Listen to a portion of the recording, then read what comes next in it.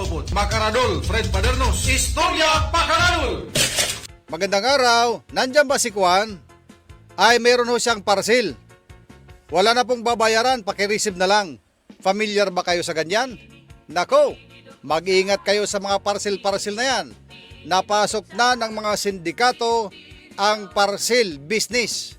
Sa parcel na nila, idinadaan ang pagpapadala ng mga illegal na droga ng mga consignee o mga nag-order sa kanila online. Ang Bureau of Customs at ang PDEA kasama ang Philippine Postal Corporation ay mayroon silang ipresenta na mga parcel na kanilang na-intercept sa kanilang mga operation sa NAIA, sa Ninoy Aquino International Airport. Ang mga parcel na ito ay nagkakahalaga lahat ng 41 milyon. Ayon sa report na binahagi ng Bureau of Customs, ang mga parcel na ito ay 39 na mga international inbounds parcel. Ibig sabihin, galing sa ibang bansa, nakapasok dito sa ating bansa, sa Pilipinas, sa pamamagitan ng Ninoy Aquino International Airport. 5 doon sa mga parcel na kabuuan na 39. So 39 ito 39. 5 doon sa 39 ay mga parcel na galing ito sa India. Galing sa India. Na ang laman ay shabu na umaabot ng mahigit 4,000 grams o nagkakahalaga ng 29.5 milyon.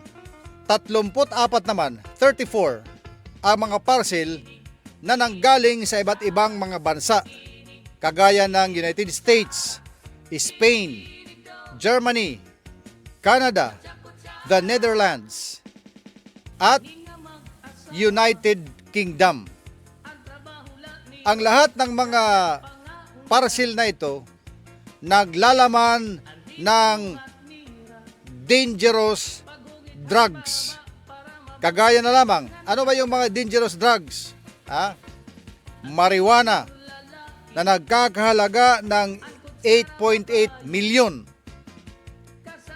Ecstasy, isa itong party drugs na pampagana sa nawala ng gana sa kama.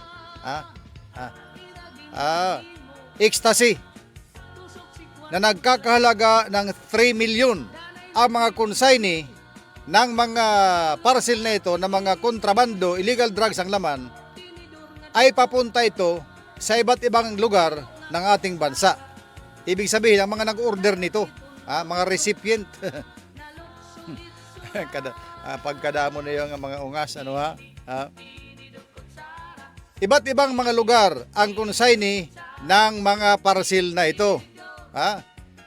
May mga recipients na nasa Metro Manila, sa Cavite, Laguna, Pampanga, Cebu, Cagayan de Oro, Surigao, Antique, at iba pang bahagi ng Pilipinas na hindi na pinangalanan dito. Ayon kay Bureau of Customs Commissioner Ariel Nepomuceno, ang lahat ng mga parcel na ito na naglalaman ng mga kontrabando o mga illegal na droga ay itinurn over nila sa PDEA para suriing mabuti sa ilalim sa laboratory analysis or examination at investigasyon na rin sa mga pwedeng managot dito sa pagpasok ng mga drogang ito sa ating bansa. Bakit doon pa lang sa mga pinanggalingan ng mga bansa na ito nakalusot dito papunta sa Pilipinas ang mga illegal drugs na yan? Doon sa kanila, mas high-tech ang kanilang mga x-ray machine, ang kanilang mga canine dogs, ang kanilang mga inspector mas mahigpit. Dapat kung doon sa kanilang pagpasok pa lang sa kanilang airport doon, sa pagpasok ng kanilang airport, sa ilalim man din ng x-ray, bakit nakalusot? Napapunta itong Pilipinas. O di ba? Tapos pagdating dito sa Pilipinas, kung hindi makalusot, huli. Pero kung makalusot, diretso ang negosyo. Tuloy ang ligaya ng mga ilegalista. O di ba? So, malalim talaga itong galaw ng sindikato sa droga. Lahat na lang ng pwedeng remedyo. Basta may lusot ang droga ay talagang ginagawa nila. Kaya sa mga mahilig sa mga parcel, mag-ingat kayo. Mag-ingat tayo. Ha? Baka yung mga parcel na yan ay masiksikan din ng mga illegal na droga. Tapos yung maghahatid na pala sa'yo dyan ay siya lang manghuhuli sa'yo. Naku, delikado yan ha. At ito ngayon ay tinutumbok na kuan. Marami ng mga ganito na nangyari. Marami na.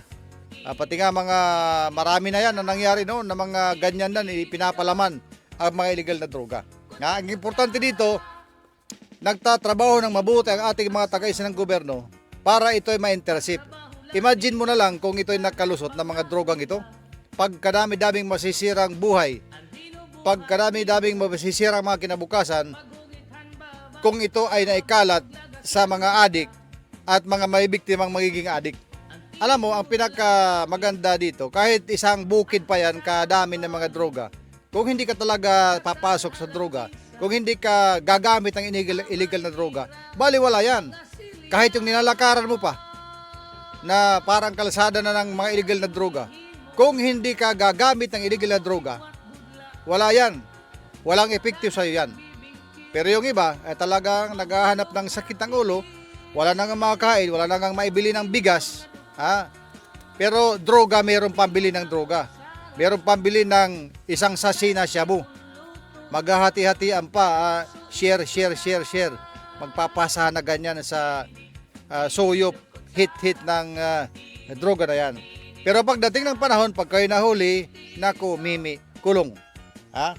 Ang drogang ito ay talagang lumalagong kabuhayan dito sa ating bansa at dito sa buong mundo dahil kahit tuloy-tuloy ang panghuhuli ng ating mga otoridad, tuloy-tuloy pa rin ang transportasyon ng mga illegal na droga, iba-ibang estilo, iba-ibang remedyo, may transport lang, may padala lang, may kalat lang itong mga illegal na droga sa mga naghahanap ng sakit ng ulo at ang problema sa katawan.